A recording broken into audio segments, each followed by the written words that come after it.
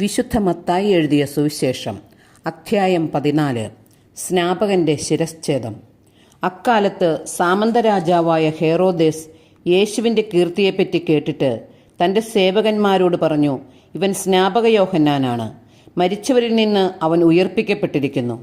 അതുകൊണ്ടാണ് ഈ ശക്തി ഇവനിൽ പ്രവർത്തിക്കുന്നത്. ഹെറോദേസ് യോഹന്നാനെ ബന്ധിച്ച് കാരാഗൃഹത്തിൽ അടച്ചിരുന്നു. സ്വന്തം സഹോദരനായ പീലിപ്പോസിൻ്റെ ഭാര്യ ഹെറോദിയ നിമിത്തമാണ് അവൻ ഇത് ചെയ്തത്. എന്തെന്നാൽ യോഹന്നാൻ അവനോട് പറഞ്ഞിരുന്നു, അവളെ നീ സ്വന്തമാക്കുന്നത് നിയമാനുസൃതമല്ല. ഹെറോദോസിന് അവനെ വധിക്കണമെന്നുണ്ടായിരുന്നു.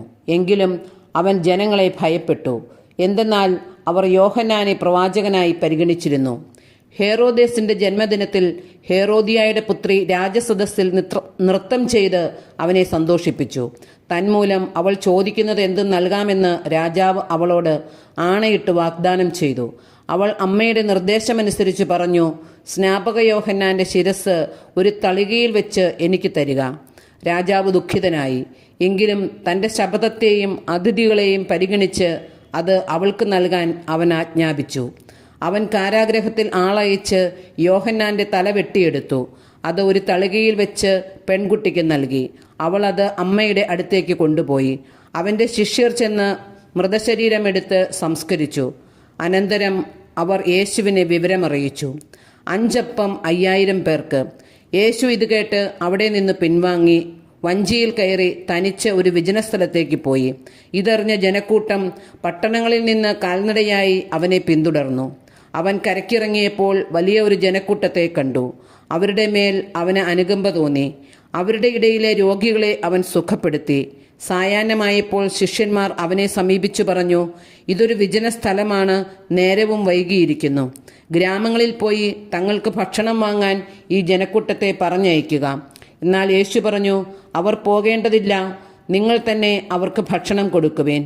അവർ പറഞ്ഞു, 5 അപ്പവും 2 മത്സ്യവും മാത്രമേ ഇവിടെ ഞങ്ങളുടെ പക്കലുള്ളൂ. അവൻ പറഞ്ഞു, അത് എൻ്റെ അടുത്ത് കൊണ്ടുവരിക. അവൻ ജനക്കൂട്ടത്തോട് പുൽത്തകിടിയിലിരിക്കാൻ കൽപ്പിച്ചതിന് ശേഷം ആ 5 അപ്പവും 2 മത്സ്യവും എടുത്ത് സ്വർഗത്തിലേക്ക് നോക്കി ആശീർവദിച്ച് അപ്പം മുറിച്ച് ശിഷ്യന്മാരെ ഏൽപ്പിച്ചു. അവർ അത് ജനങ്ങൾക്ക് വിളമ്പി. അവരെല്ലാവരും ഭക്ഷിച്ച് തൃപ്തരായി. ബാക്കി വന്ന കഷണങ്ങൾ 12 കുട്ട നിറയെ അവർ ശേഖരിച്ചു. ഭക്ഷിച്ചവർ സ്ത്രീകളും കുട്ടികളും ഒഴികെ 5000-ഓളം പുരുഷന്മാർ ഉണ്ടായിരുന്നു. വെള്ളത്തിനു മീതെ നടക്കുന്നു. ജനസഞ്ചയത്തെ പിരിച്ചുവിടുമ്പോഴേക്കും തനിക്ക് മുമ്പേ വഞ്ചിയിൽ കയറി മറുകരയ്ക്ക് പോകാൻ യേശു ശിഷ്യന്മാരെ നിർബന്ധിച്ചു. അവൻ ജനക്കൂട്ടത്തെ പിരിച്ചുവിട്ടതിന് ശേഷം ഏകാന്തതയിൽ പ്രാർത്ഥിക്കാൻ മലയിലേക്ക് കയറി. രാത്രിയായപ്പോഴും അവൻ അവിടെ തനിച്ചായിരുന്നു. ഇതിനിടെ വഞ്ചി കരയിൽ നിന്ന് ഏറെ ദൂരം അകന്നു കഴിഞ്ഞിരുന്നു. കാറ്റ് പ്രതികൂലമായതിനാൽ തിരമാലകളിൽപ്പെട്ട് അത് വല്ലാതെ ഉലഞ്ഞു. രാത്രിയുടെ 4-ാം യാമത്തിൽ അവൻ കടലിനു മീതെ നടന്ന് അവരുടെ അടുത്തേക്ക് ചെന്നു. അവൻ കടലിനു മീതെ നടക്കുന്നത് കണ്ട് ശിഷ്യന്മാർ പരിഭ്രാന്തരായി. ഇതാ ഭൂതം എന്ന് പറഞ്ഞ് ഭയനിമിത്തം നിലവിളിച്ചു. ഉടനെ അവൻ അവരോട് സംസാരിച്ചു, ധൈര്യമായിരിക്കുവിൻ, ഞാനാണ്, ഭയപ്പെടേണ്ട. പത്രോസ് അവനോട് പറഞ്ഞു, കർത്താവേ, അങ്ങാണെങ്കിൽ ഞാൻ ജലത്തിനു മീതെ കൂടി അങ്ങയുടെ അടുത്തേക്ക് വരാൻ കൽപ്പിക്കുക. വരൂ, അവൻ പറഞ്ഞു. പത്രോസ് വഞ്ചിയിൽ നിന്നിറങ്ങി വെള്ളത്തിന് മുകളിലൂടെ യേശുവിൻ്റെ അടുത്തേക്ക് നടന്നു ചെന്നു. എന്നാൽ കാറ്റ് ആഞ്ഞടിക്കുന്നത് കണ്ട് അവൻ ഭയന്നു. ജലത്തിൽ മുങ്ങിത്താഴാൻ തുടങ്ങിയപ്പോൾ അവൻ നിലവിളിച്ചു പറഞ്ഞു, കർത്താവെ, രക്ഷിക്കണമേ. ഉടനെ യേശു കൈനീട്ടി അവനെ പിടിച്ചുകൊണ്ട് പറഞ്ഞു, അല്പവിശ്വാസി, നീ സംശയിച്ചതെന്ത്? അവർ വഞ്ചിയിൽ കയറിയപ്പോൾ കാറ്റ് ശമിച്ചു. വഞ്ചിയിലുണ്ടായിരുന്നവർ അവനെ ആരാധിച്ചുകൊണ്ട്, സത്യമായും നീ ദൈവപുത്രനാണ് എന്ന് പറഞ്ഞു.